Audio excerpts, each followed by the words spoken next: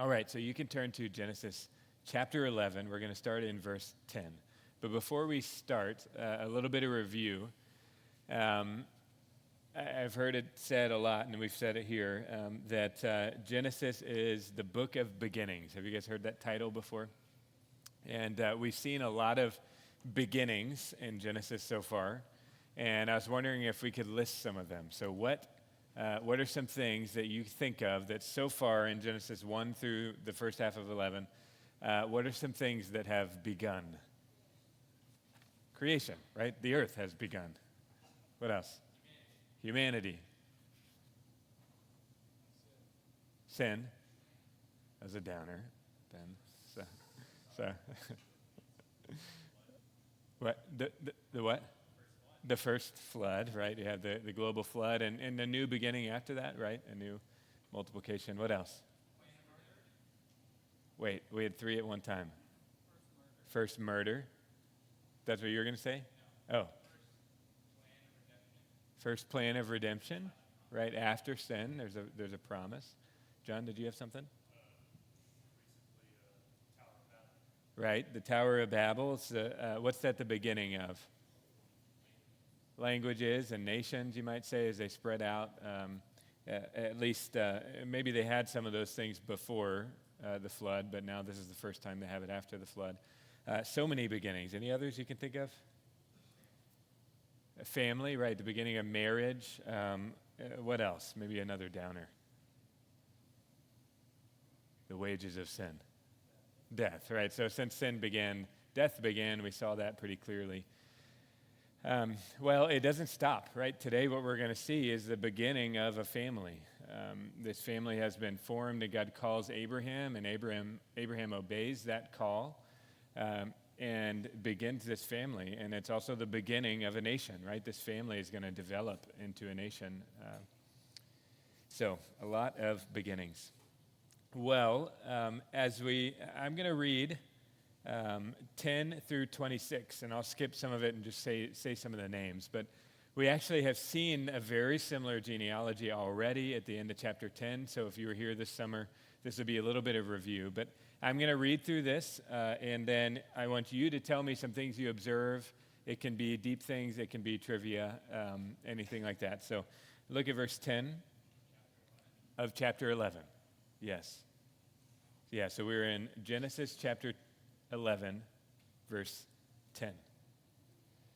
These are the generations of Shem.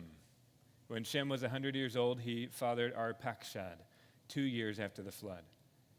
And Shem lived after he fathered Arpachshad 500 years and had other sons and daughters. When Arpachshad had lived 35 years, he fathered Shelah. And Arpachshad lived after he fathered Shelah 403 years, and he had other sons and daughters. And when Shelah had lived 30 years, he fathered Eber. Shelah lived after he fathered Eber 403 years and had other sons and daughters. After Eber, you have Peleg. After Peleg, you have Ru. After Ru, you have Sereg. And then Nahor, and then Terah. And then Terah has three sons down in verse 26. When Terah had lived 70 years, he fathered Abram, Nahor, and Haran, and that's the end of our list. Okay, so tell me, by way of review or other new things you notice, what do you observe, what do you notice in those verses?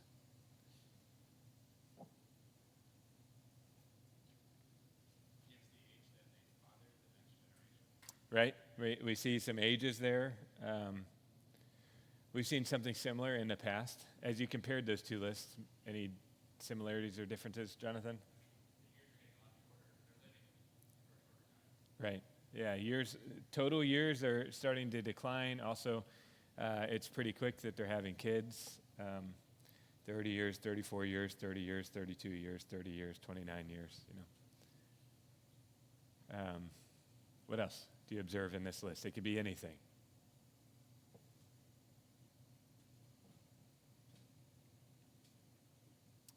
Just going to keep waiting in awkward silence until you guys say some more things.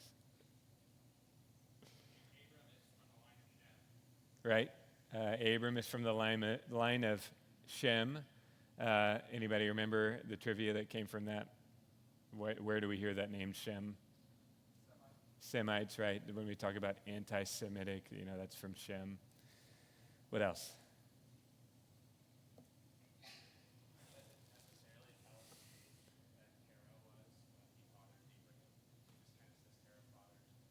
True. Yeah, when he had lived 70 years, he fathered these three. So maybe they were triplets.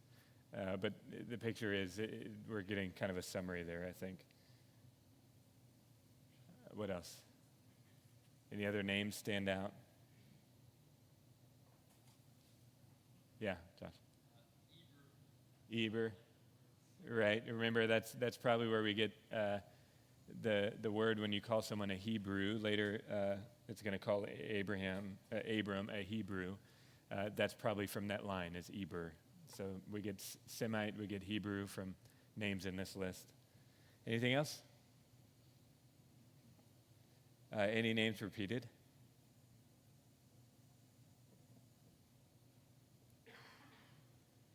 Nahor, right? Nahor is Terah's dad and Terah's son, right? So he names his son after his dad. That's probably the most confusing way I could have said that. But what else? Anything else? In verse 10, anything familiar there? There's the flood, right? This starts 2 years after the flood. There's also that word generations. You guys remember that? We've been letting that be kind of a big breakdown word for us for the book of Genesis.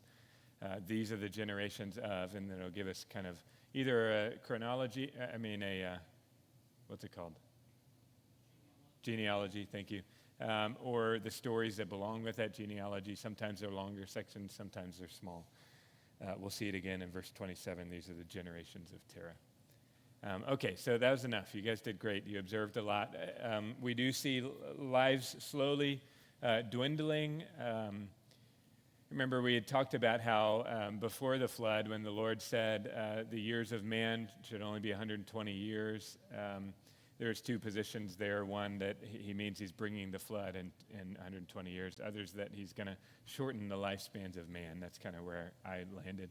And I think you see that gradually happening after the flood with all these generations. And we come down, and I think you're meant to see that we're zeroing in, okay? So if Babel was, somebody tell us the story of Babel. What were they trying to do, and what happened? Build a tower to heaven, right? What was in their heart?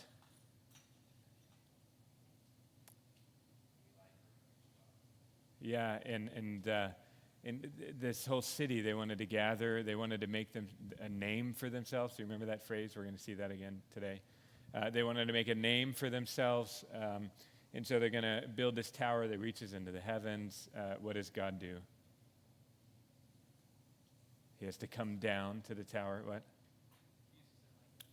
Right. He comes down to the tower. He sees it. He says, this is not good.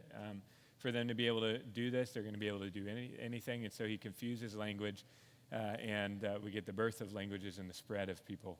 So now we have all these nations everywhere, and or it might even be too soon to call them nations. Anybody remember probably what generation that happens in our list? If from 10 down to 26, we have from flood all the way down to Abraham. Anybody remember around what generation probably the tower was? Right, Peleg, probably. That's a little bit of a guess, but remember in the last genealogy it said because in his days the land was, it was divided. They were divided. So these nations, these different peoples are being formed, and now I think what we're meant to do as readers of Genesis is see that out of those groups, there was a very insignificant little family that was chosen to do something very significant. So look at verse 27. A new beginning. Now these are the generations of Terah. Now that Toledot, that word for Genesis, this one covers all the way through chapter 25. It's the whole story of Abraham, but it's called the generations of Terah. So it's just a marker for us. But in 27, now these are the generations of Terah. Terah fathered Abram, Nahor, and Haran. And Haran fathered Lot. And see if you can start to build the family connections here, okay? So Terah fathered Abram, Nahor, and Haran fathered Lot. Haran died in the presence of his father Terah in the land of his kindred in Ur of the Chaldeans. All right, so you can imagine, and maybe fill in some of the story, fill in some of the emotion. I don't mean, just make stuff up, but you can imagine. So they live over in Ur of the Chaldeans. What would we normally call that region in world history? Babylon, right? So they're way over here near the Babylon area. Terah has Abram, Nahor, and Haran. Haran has Lot, but then Haran dies. And you can imagine the grief for Terah. You can imagine the hardship that would cause for Lot. And maybe explain a little bit of why Lot partners with Abram whenever Abram leaves, if his dad has died. Verse 29, Abram and Nahor took wives. The name of Abram's wife was Sarai, and the name of Nahor's wife, Milcah, the daughter of Haran, the father of Milcah and Iscah. So we get a little repetition there. But Terah, Abram, Nahor, Haran. Haran dies after he has a son named Lot. Abram and Nahor take wives. Abram's is named Sarah. Nahor's is named Milcah. Now Sarai was barren. She had no child. Terah took Abram, his son, and Lot, the son of Haran, his grandson, and Sarai, his daughter-in-law, his son Abram's wife. And they went forth together from Ur of the Chaldeans to go into the land of Canaan. But when they came to Haran, they settled there. The days of Terah were 205 years, and Terah died in Haran. Okay, what do you notice there? Anything puzzling? Anything stand out to you?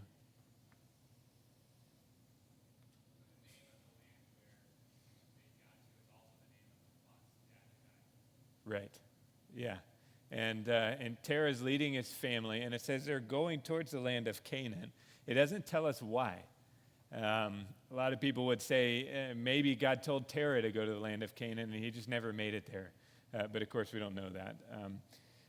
They're headed towards Canaan, but when they come to Haran, they settle there. And I think that's another spot. Maybe we can make up some sweet stories there of you have a father, he's lost his grown son, he's taking care of his grandson, and they go and they find this land, and it's good for them to settle, and they get to even name the place, and he names it after his son that passed away. Who knows? But he seems to, I think that word for they settled there is they got comfortable there. They planted roots. They stopped their journey towards Canaan. Any questions? Yeah, Dylan? Yeah.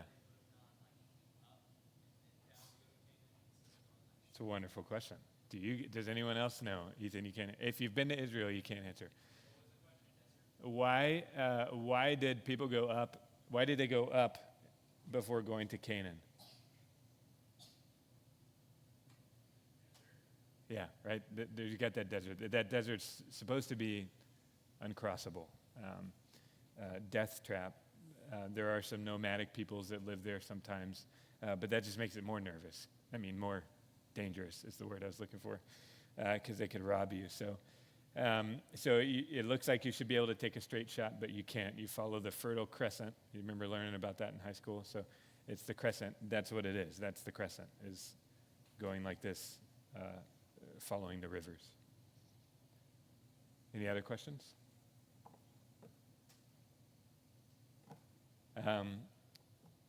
Okay. Don't look at your Bibles. Eyes on me. Who is Abram's dad? Terah. Who was Abram's two brothers? Nahor and Haran. Haran fathered Lot, and then Haran died. Let's see. Abram's wife's name? Anything interesting about her that's not on this list that you remember that's a family connection? Half-sister to Abraham. We're going to talk about that. Yeah, so it's kind of interesting because they actually share the same father, Terah. And yet it calls her his daughter-in-law, his son Abram's wife, when it could just call her daughter. So we'll talk about that later. It's going to come up again in chapter 20. So what about Nahor's wife? Milcah. Okay, now this wasn't in the list, but let's test your knowledge, okay? Milcah had a son named Bethuel. Do you remember any of Bethuel's children? Rebecca and Laban, right? Okay, so these names are going to come back later. So, all right, you ready? Follow this again. You've got Terah, you've got Abram, Nahor, Haran, Lot. This middle one, Nahor, marries Milcah. They have a son named Bethuel, and Bethuel has two kids that are going to show up in the story later. Rebecca is going to marry Abraham's son, Isaac.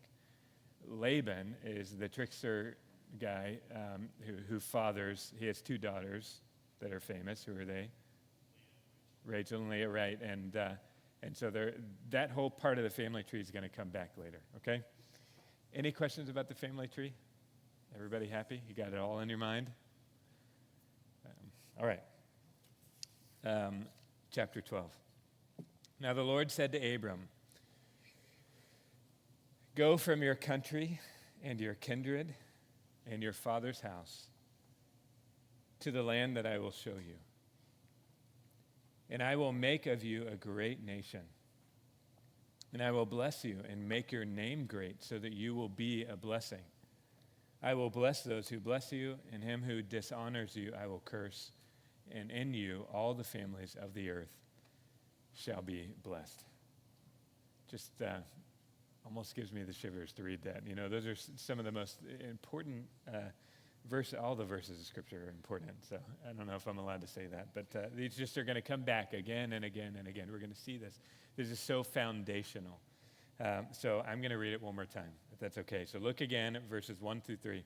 Now the Lord said to Abram, "Go from your country and your kindred and your father's house to the land that I will show you. And I will make of you a great nation, and I will bless you and make your name great so that you will be a blessing. I will bless those who bless you, and him who dishonors you I will curse, and in you all the families of the earth shall be blessed." I think this is a beginning, and we've seen some promise already in the book of Genesis, but this is the beginning, the seed of a promise that's only going to keep growing and growing and growing. We're going to see the Lord make some unconditional promises to Abram later on, and his sons and his descendants after, to David and to others. But for now, this is the first time we have this special communication to this family with this special promise, setting aside this individual and his descendants after him, who will grow into a big family and then a nation.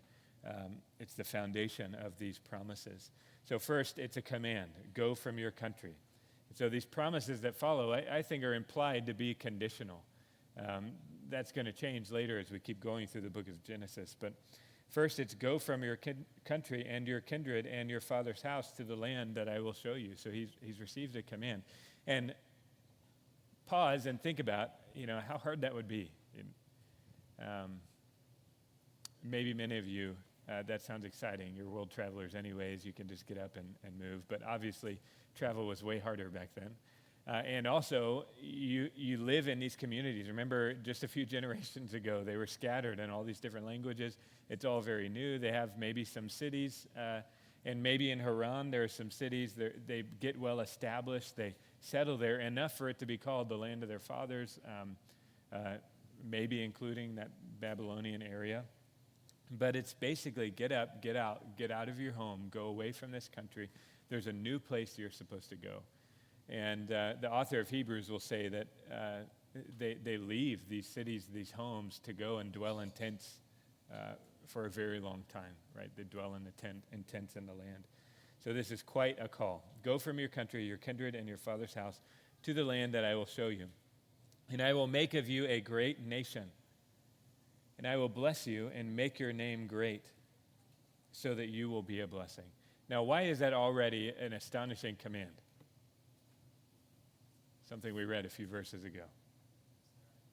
Right, Sarai is barren. She has no child, and this is striking. And in the list, it really is 35 years, 30 years, 34 years, 30 years, 32 years, 30, 29. This family has been able for generations and generations to have children so quickly. Terah, it happens when he's 70, but these generations are able to give birth so quickly, and yet Sarai can't. Sarai, however you want to say that, can't have children yet. And yet, the Lord says, I'm going to make of you, Abram, who cannot have any children with Sarai, who's barren. I'm not just going to give you a child, I'm going to make of you a nation, a great nation. And I will bless you and make your name great so that you will be a blessing. I alluded to this earlier, but this is the total opposite of what happens in Babel, right? In Babel, it's let's get everybody together to gather, to make ourselves very strong, and make this tower so that we make our name great, to give ourselves a name. They're seeking after themselves. They're seeking after their own ambition. They're seeking their own name against God. And this is instead God taking the initiative, calling Abraham and saying, I'm going to make your name great. So go, leave this comfortable place, leave the country, your country and your family, and go to Canaan. I will bless those who bless you, and him who dishonors you I will curse. And in you all the families of the earth shall be blessed. So I will bless those who bless you. Those who are treating you well, I'm going to treat well. Those who give you blessings, I will give blessings. Those who speak blessings, I will speak blessings. The second one, when I learned this was as a kid, my translation said, him who curses you, I will curse. But those are actually two different words. So it's him, I think ESV is a good translation here. Him who dishonors you, I will curse. So even if they just slightly dishonor you because you're this favored one, I'm going to curse. And in you, all the families of the earth shall be blessed. What would you read into that last part?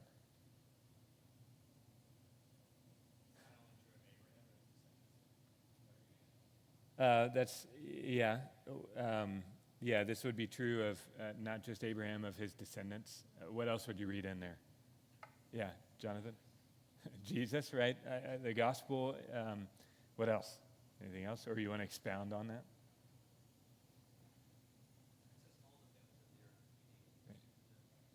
Right, yeah.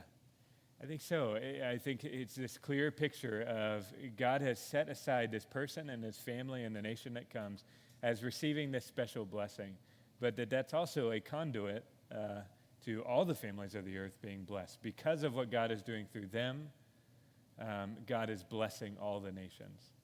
Now, sometimes people take that really far and say that was the only reason they existed. It's just, God tells you right here, it's that he's going to bless all the nations. That's why the only reason he ever cared about Abraham. And I think that'd be too far, right? We'd say, no, God did care about this person and his children and the family, and he blessed them because he wanted to bless them. But also, as part of that blessing, that's not an automatic curse on all the rest of the world. That is, through them, all the families of the earth are going to be blessed. Any other thoughts, observations, questions on verses 1 through 3?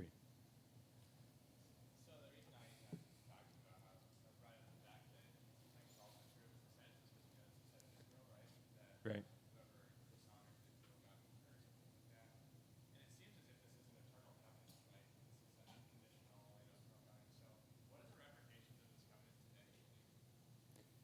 I think if you didn't hear Ethan's questions, he brought up how this is going to get repeated about the nation, and it's going to be repeated in a unconditional way and things like that. And I would say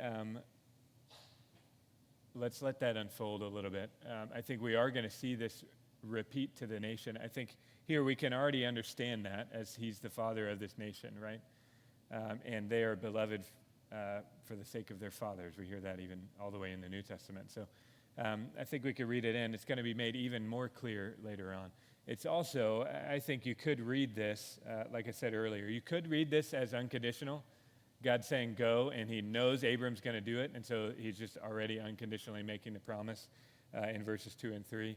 You could also say, well, no, at least at this point, it's a conditional statement. He's telling them, go, and if you do, I'll make you this nation. So I think we'll want to wait and see that develop until he gets in the land. Lincoln? So kind of what you were saying a second ago, though, just to highlight, is that there's more than one thing being promised in this promise. He's not just making one sweeping promise to one people and one person. He's promising a great name. He's promising descendants. He's promising land, and he's also promising a conveying blessing through that first part, right? Yes. Was that the end of your question? Yes.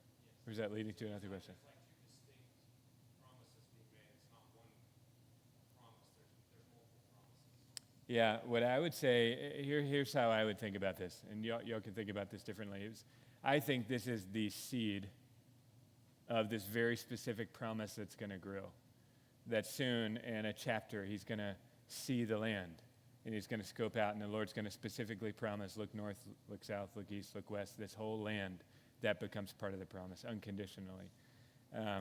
The descendants, it's not just going to be through Hagar, it's going to be through Sarai, the barren one. It's not just going to be through Ishmael, it's going to be actually through Isaac.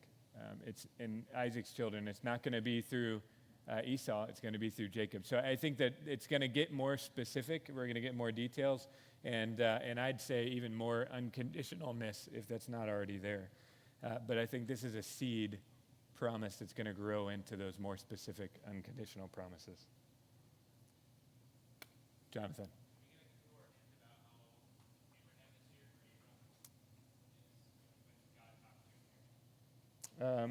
I don't remember. I want to say there's a verse later that tells us about how old he was when he left, but I can't remember where it is. What? 75? Okay. Noah.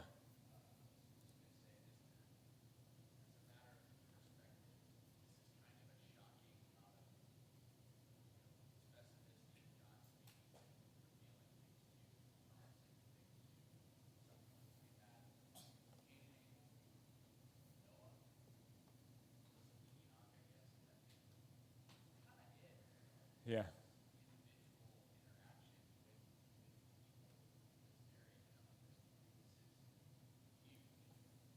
Right. I think that is, I mean, maybe there are others, we'll hear about in Melchizedek in a little bit in this generation. So maybe there are others God has communicated with, or they know how to worship the Lord, or something like that. But I would say that this is striking how rare this is and how direct it is and how clear and compelling message of I want you to go to this land and I want to make a great nation out of you. I want to put you in this position where when people bless you, they're going to be blessed. When they dishonor you, they're going to be cursed. Okay, so this is a seed of a promise and a command. And I think right away we see this response of faith in verse 4. So Abram went, as the Lord had told him, and Lot went with him. Abram was 75 years old. There we go. Jonathan is way later, yeah. 75 years old when he departed from Haran. And Abram took Sarai, his wife, and Lot, his brother's son, and all their possessions that they had gathered, and the people that they had acquired in Haran, and they set out to go to the land of Canaan. When they came to the land of Canaan, Abram passed through the land to the place at Shechem, to the oak of Moreh. At that time, the Canaanites were in the land. Pause. Okay, so already we see this act of faith, and I think that we're meant to understand it as such. We're meant to understand that it's hard to leave your home, and that this is a hard command to follow, but God clearly gave it to Abraham, along with wonderful promises, but that Abram had the trust in God to actually obey, looking forward to these fulfillment of promises. So he has a large amount of trust in God as he leaves behind a comfy life to go and live a not comfy life pretty much for the rest of his life. And looking forward to God's promises, trusting that God was going to fulfill those promises for the future. This is going to be one of the major themes that we see for the whole rest of the book of Genesis. Let me say a few themes. One of those themes is promise. Like I said, God is going to keep making promises, keep expanding these promises to this family, to this nation. Another huge theme is faithfulness, God's faithfulness to those promises, to continually preserve and protect this family and bless those who bless them and curse those who curse them. But also what we're going to see, especially in the life of Abraham as this develops, is this response of faith. That when God speaks to them, they listen and they obey. That's how they're believing what he says. And I think we are meant to understand this, that this is what you're supposed to do. And to use the age-old illustration, I can say all day long that I believe that this chair is going to hold me.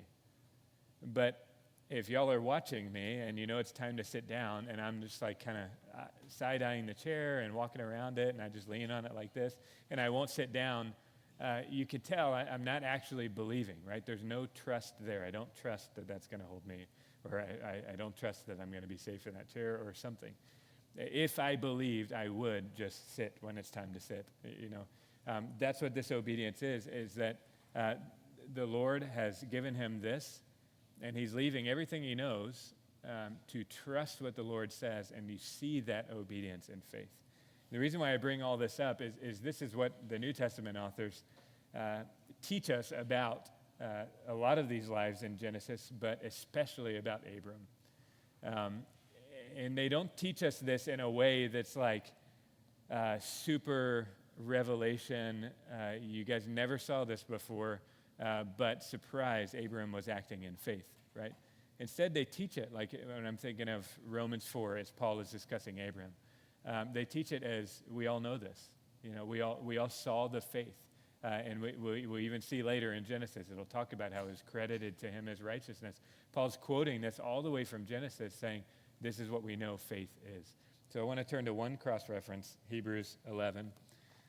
We'll turn back here. As we keep going through Genesis,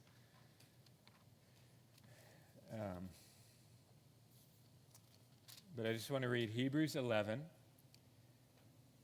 starting in verse 8.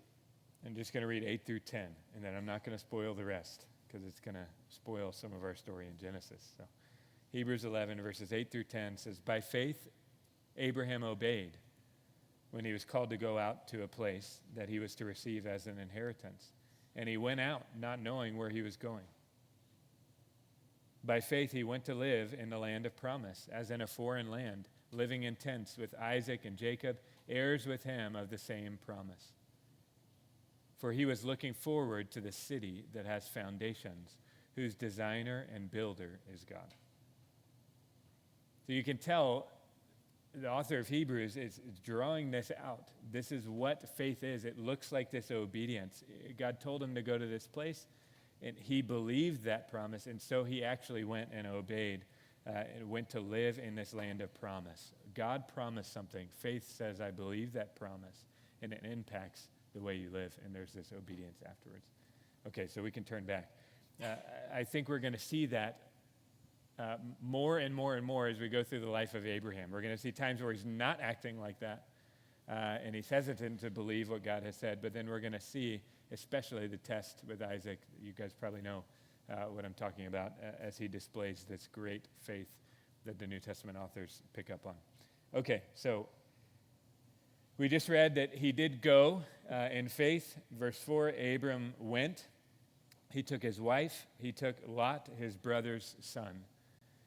Sometimes people give Abram, just to let you know, they give Abram a really hard time about this because God said, separate from your family. And they say this is just him already disobeying God's word. And maybe that's true. And they say it only leads to bad things. Lot later has to separate from Abraham, and then there's the whole Sodom and Gomorrah stuff, and Abraham had to learn his lesson from that. I don't know. To me, it feels like that's a little bit reading it in. Remember, Lot's dad died, so I think Lot still would have been young. Abram probably was the oldest if he's listed first, and so I think there would have been a natural. He took him almost like just a family, one of his sons or something. So he takes Sarah, he takes Lot. Verse 7, then the Lord appeared to Abram and said, to your offspring I will give this land. So he built there an altar to the Lord who had appeared to him. From there he moved to the hill country on the east of Bethel and pitched his tent, with Bethel on the west and Ai on the east. And there he built an altar to the Lord and called upon the name of the Lord. And Abram journeyed on, still going toward the Negev. So you see him come down the top of the land, right? He's gone up over the Fertile Crescent up to here with his dad, and then later he gets called and he comes down into the land of Canaan. So he comes in the top. When he gets there and he's in Shechem, the Lord appears to him and says, I'm going to give your offspring this land. All right, so now this is made more specific. He's there, he can see this land. God appears specially to him and says, this is it. This is the land, you made it. This land that you see with your eyes is going to belong to your descendants, your offspring. From there, he keeps going. Bethel, he pitches a tent there. He's going to build an altar to the Lord there, and then he's going to go down toward the Negev. Remember, the Negev is what? South, right? It's that desert south of the land. So you could see he's going down, straight down the whole land. Shechem, and then Bethel, and then all the way down south toward Negev. He's seeing this land that the Lord has promised him and that he's been commanded to go to. Any comments, observations, trivia that we missed, questions? Yes?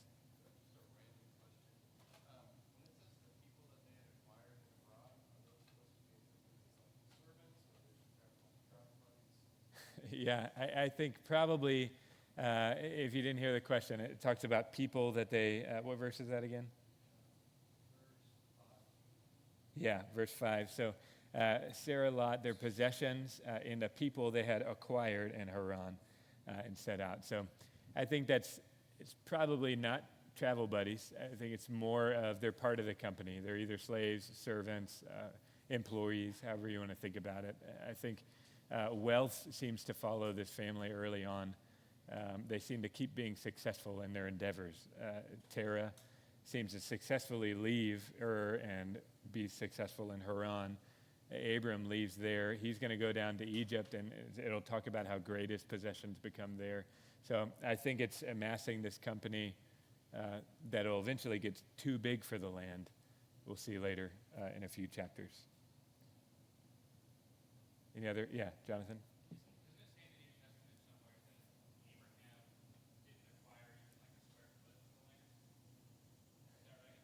Yeah, I think so. Yeah.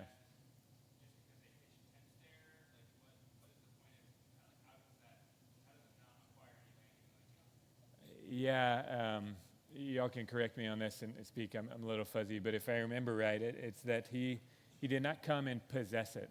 Already there's going to be a famine. He's going to have to go down to Egypt.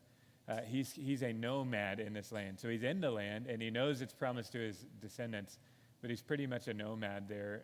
I think the one exception is he buys the burial plot for Sarah. Does that sound right? Maybe from Abimelech.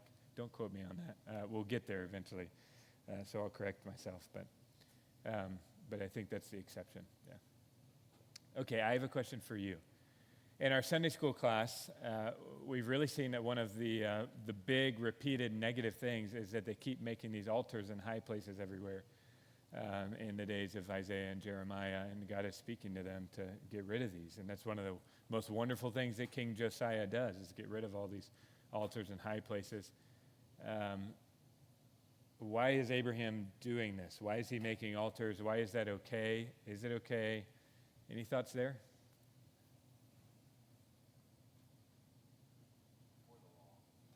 Right.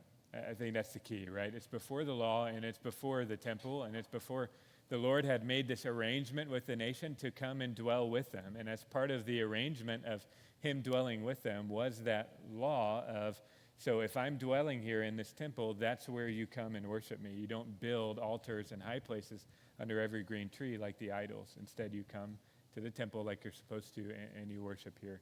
Um, Obviously, in Abram's day, that doesn't exist yet. And somehow he knows this is a good thing for him to do, to make sacrifices to the Lord. We're going to see the same thing with Melchizedek coming up in a couple chapters. So, all right. Verse 10.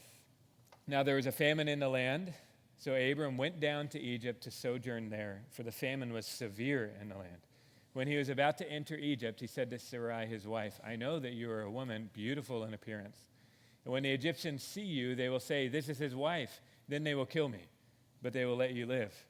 Say you are my sister, that it may go well with me because of you, and that my life may be spared for your sake. When Abram entered Egypt, the Egyptians saw that the woman was very beautiful.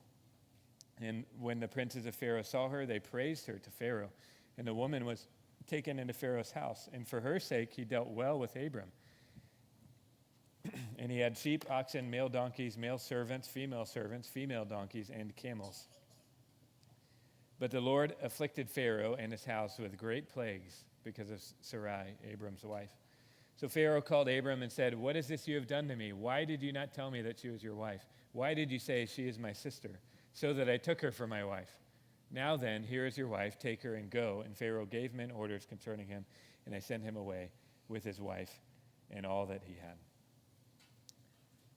We're going to need to step into this part of the story more next week. But if at the beginning of this chapter, we saw a beginning of a promise, and the seed promise that's going to become more special and more significant as we keep going. And in verse 4, if we see the beginning of Abram's faith as he obeys and listens to God, I think here already in 10 through 20, we're starting to see the beginning of a fulfillment. God made a promise about those who bless you are going to be blessed. Those who dishonor you are going to be cursed. And I think you already see that starting to play out. This would not go well if Sarai was able to just stay there and be part of the Pharaoh's household or something like that. And so the Lord intervenes, and he causes a special situation as he's fulfilling his promises to the family. You can tell this is kind of left as a surprise until chapter 20. We kind of already gave this surprise away, is that Sarai is Abram's half-sister, right? And so he'll kind of use that as like a argument for himself in chapter 20. He's like, I didn't totally lie. Basically, she is my sister, But obviously, he's not being truthful, right? You can, without lying, still not be truthful, like we're called to be truthful. So, I think we'll talk about that a little bit next week. But already, we've seen in this book so far the beginning of creation, the beginning of man, the beginning of sin, the beginning of marriage, the beginning of the family, the beginning of murder, the beginning of death, all of these beginnings. And now we're seeing in this passage today the beginning of a family, a very special family, and God's relationship with that family, and the beginning of a nation. We're also seeing a beginning of this amazing promise of God's special connection to this people and how they're going to bless the nations. The beginning of faith for Abram,